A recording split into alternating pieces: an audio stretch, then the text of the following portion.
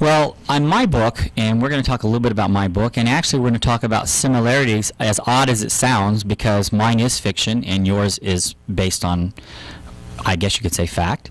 In my book, I talk about how the spirit and the soul are created, and I talk about how man was created on earth, and I actually talk about the missing link. And I would like to get your opinion on what I've written. I mean, keep in mind it is a fiction, but I actually tell a story about a civilization that came to earth to really find a new earth. They were like us in many ways in that they had depleted their earths, and so they had to seek out a new place. And when they did, they found earth. There were primates that roamed the earth. They go back to their civilization to report what they had and found out they were time travelers based on Einstein's theory of relativity. When they came back, because they'd been in space so long, they were losing the ability to breed. So now their new reason for being here was they also had to create a new life form, because in my story it's the human body or the vessel that we live and communicate through, but the soul and the spirit is an energy force that lives on. And how did you feel about that? Because I know you've read my book. I tell you what, let me say this first. I believe that you have the plot there for a movie. I really do. I believe someone said, you know, it's time to, James, it's time to start writing the screenplay. Okay? I actually have the screenplay written. Oh, listen to this. Okay. Well, I totally agree. I could not put the book down. Oh, thank you. Yes, the plot there is that you brought up, for one thing, I'm just going to say it in grand terms. Okay. Here, that you've picked out and addressed some questions in the minds of man, humanity here, that we have been working to come up with some answers to. Now, you came up with some fictional answers. Correct. But still, you brought these questions up, and you gave some very intriguing answers to those. Well, this is, in fact, what this new movement in Christianity is about. It's wanting to have a conversation. It is engaging everyone in a conversation that has faith. And it's saying, hey, let's entertain whatever comes to mind. Let's talk about it. Let's discuss it. And it may be chaotic. The discussion may be chaotic, and it may be imaginary. Right. Even, you know, they be fictional. But let's get the ideas to flowing. Let's do some brainstorming. Let's question everything. Let's don't leave anything out there that's untouched. And say we don't come up with the answer. That's okay. That's okay. It can be chaotic that way too. Right. And let's just keep plugging along. What I was trying to do, though, was actually open people's eyes, because we have war when it's so needless, and it makes no sense most of the time. We do have wars over religion, which I think is absolutely absurd, since that's not what the Scripture teaches you. So my idea behind this book was to bring a common ground, and the whole purpose of this was to say, in my book, I actually took liberty to take the Bible and bring in scriptures from the Bible and explain how we are from one being, that we are from God. The only difference is, in my book, God was an alien, and he is the missing link that created all man on earth. And I actually see in your book, you actually have a part in there about the first couple wanted for nothing, Adam and Eve. These are the creatures that God held up. And I actually could see how that would actually work into my book, in the sense that God created this garden for to have his soul to be able to interact. Right, right. And that's what it's talked about, that the Spirit came, the voice of God came and walked with man in the cool of the evening as part of that story of the Garden of Eden. The thing is that I believe that that first couple was able to see through the eyes of God. Now, of course, in your book, you have separate beings. Correct. And where I'm imagining what was going on there was very much in the realm of spiritual, because in my believing here, going along with quantum physics, as a matter of fact, is that we are of that one source. We are of that one energy. So that's actually the case for mankind all the way through. So where some people may be thinking that God is housed in a body, in a human form, and Michelangelo and different ones have gotten our minds going toward that, and people will see a drawing today and say, oh, look, there's a picture of Jesus or a drawing of Jesus. Well, how do we know what Jesus looks like? Right. You know? But we are of that one energy, and I think it's fascinating in that in the story of the beginning that man, in my belief system, actually could see the world as it truly is, and that is spiritual, as one energy. And I don't know what that looks like, but that's what my thinking is. Yeah. Well, I also talked about a little bit about in my book. I tried to give some understanding of what the spirit and the soul, because so many times when you say the spirit and the soul, a lot of people will can combine those as one. So I tried to give some analogy as to why we're all different, why we all think differently. I like that. I like that a lot about your book. And I'll let you say, I would like to hear what your opinion of that is, because, you know, just I really do respect your opinion. So. Well, thank you. Yes, well, I too see that man has spirit, that being the life force in us and that which makes us. And we have a living soul, and that is we're born with a purpose, a willfulness about us. And that's what we go about doing while we're on the planet. Now, the task, as I see it, and talking with everyone, we're all wanting to know, hey, what am I supposed to be doing? What's my purpose? And that's one of the things that I encourage people to go within, and I call it the inner sanctuary. But, yeah, going in there and getting some answers to those kinds of questions, exactly what am I supposed to be doing? And that's one thing I found out about in writing, is that I could express myself and come up with original or some novel concepts and put those out there in the excitement of others saying, hey, yeah, I can see that. Yeah, I understand that. Yeah, that makes sense to me. And I know you're getting some of that with your book, too. Oh, yeah. Though it's fictional, there's some people coming up, and I know myself, I'm saying, whoa, wow, that's awesome to think about. The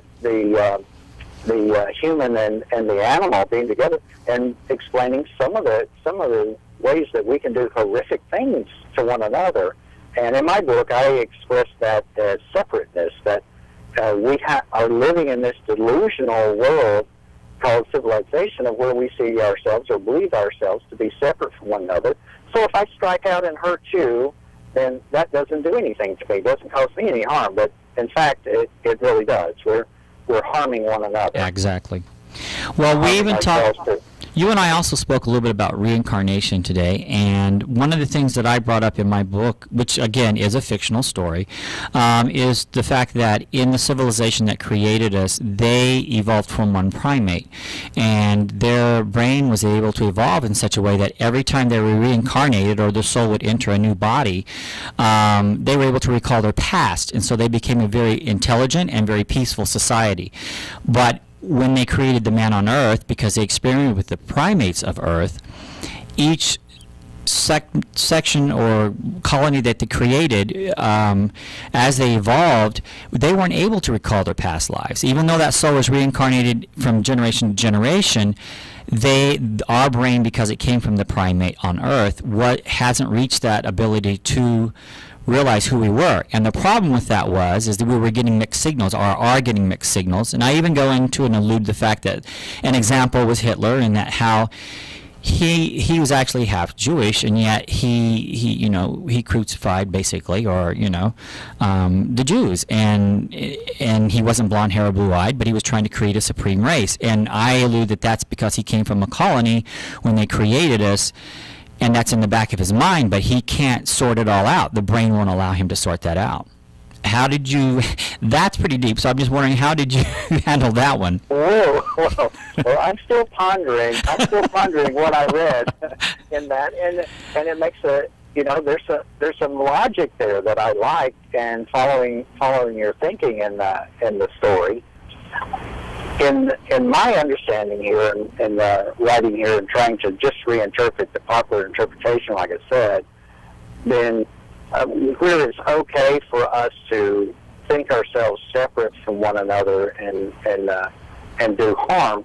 Actually, if we're living a spiritual life and going into that and getting away from religions where we have the different separate religions, and every way that we can stop seeing ourselves separate from one another and start concentrating on contemplating and meditating on the oneness of all that is. And in doing that, we can see that, okay, we can actually form and shape our will, our soul, and guide it in a direction where we're actually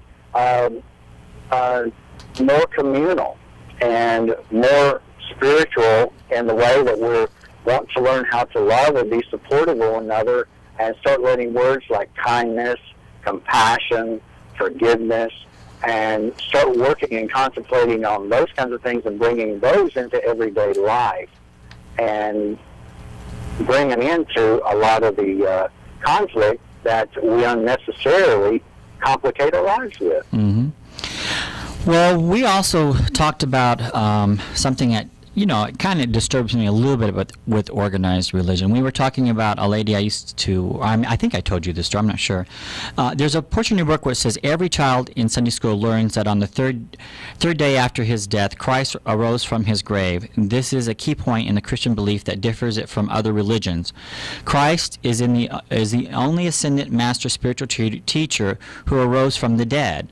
Also unique to Christianity, Christians' resurrection brought salvation to every soul that had ever lived, and every soul that was alive then, and every soul that will ever live. For Christ defeated the death curse placed on human mankind by participating in death and receiving the resurrection of his body.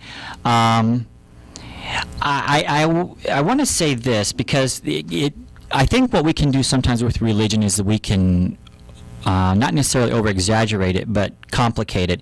And I used to take care of an elderly lady in Atlanta, Georgia, and she was dying of cancer. And we were watching on television about the slaughtering that was going on, I believe it was in Rwanda at that time. And, you know, millions of people were being slaughtered. Their bodies were floating down the rivers. And she turned to me and said, do you think, they didn't know Christianity, so do you think these people are going to go to hell? And of course, I believe in an all-forgiving God. I don't believe that if you don't have Christianity in your life, if that's hasn't been introduced in your life, how can you possibly be condemned to hell? And we went to church on Wednesday night, and I thought, well, I'll get the pastor to ease her mind because it really was troubling her.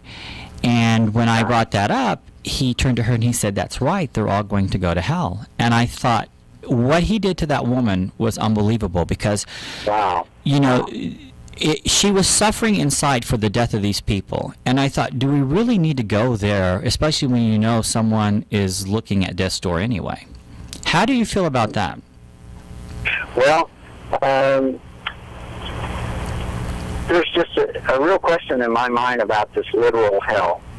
But at the beginning of my book, with that said, at the beginning, very first of my book, first few pages, I began by giving just a very brief comparison of what the popular interpretation and the reinterpretation are. And right there I spell out just immediately that the soul salvation, as we call it, that's addressed in the Bible theme. And I stuck with the Bible theme with that crucifixion story to be able to bring about or fully develop the interpretation, the reinterpretation. But I put in there ever so quickly that if we're one with the source, how can we ever be separated from that source? I think that's what I'm trying to allude to, is that if indeed, regardless of what our religious beliefs are, if we truly are one, it really shouldn't matter. Right, right. And that's what I was saying with that, the reinterpretation of the crucifixion and the resurrection, is that there I have Christ bringing and saving every soul that had ever been on the planet, every soul that's on the planet at that time, and every soul to ever be, and that they were all now in his nature and one with the Father. And that's what he kept saying the whole time. When you see me, you see the Father. So he's teaching oneness the whole time. And that's where I put it right in the very front pages of the book. Says, hey, look, this soul salvation thing, it's out of our hands, always has been from the very beginning of however we got here. That source, that God that put us here, we're one. We're one with that energy, right. And we have never been separated. Not a tree, not the planet, not one person from the other. We're not separated from one another or anything, and we're not separated from that source. So this hell and heaven kind of thing, as you can see, that rather gets nixed. Right. If you see that the thing is the whole story here is for man to try to get his head and heart focused back on the fact that we do come from that one source, mm-hmm. and we're still made of that one source right now. So we're not separated. And when we leave here, leave this level of consciousness, then we're just going to go right back to where we came. Well, one thing you also bring up in the book is that how the whole movement with Christianity right now is going back to the homes as it was literally 2,000 years ago, in that you're seeing a lot of the big churches lose a lot of their followers, and they're actually going into the homes and talking among themselves. Can you give us some reason for that? Yes, what's happening is our Christianity has been a real head experience. It's been a lot on beliefs. In other words, your neighbor, as a Christian views it, the Christian's neighbor could be as good a person as anyone who walked on the planet, does everything, does so many good works, but may not believe the things that a Christian would believe. So for that reason, he would be judged by Christianity as not a believer and not going to heaven.